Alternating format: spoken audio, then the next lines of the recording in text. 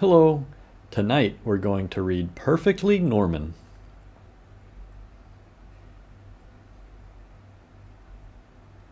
Norman had always been normal, perfectly normal, until one day he grew a pair of wings. Norman had imagined growing taller or growing a beard like his dad, but he had never imagined growing a pair of wings. Still, they were here now, so he decided to test them out right away. Soon Norman was swooping around and generally having the most fun ever. But then he had to go in for dinner.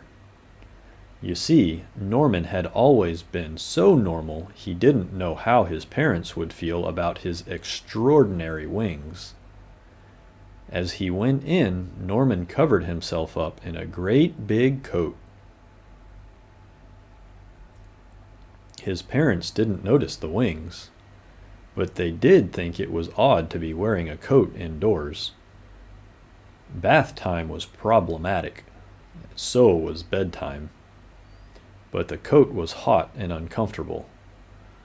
Norman had decided that no one should see his wings, ever. The next day, Norman went to the park, but he was far too hot to play any of his favorite games.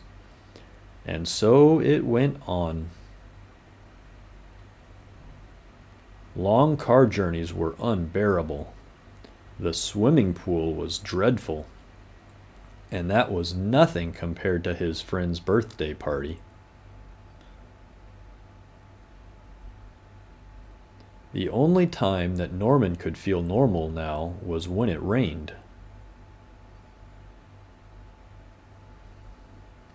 One day, a boy tried to pull his coat off, and Norman had to run away, hot-faced, angry, and sad. He wished he'd never grown those stupid wings.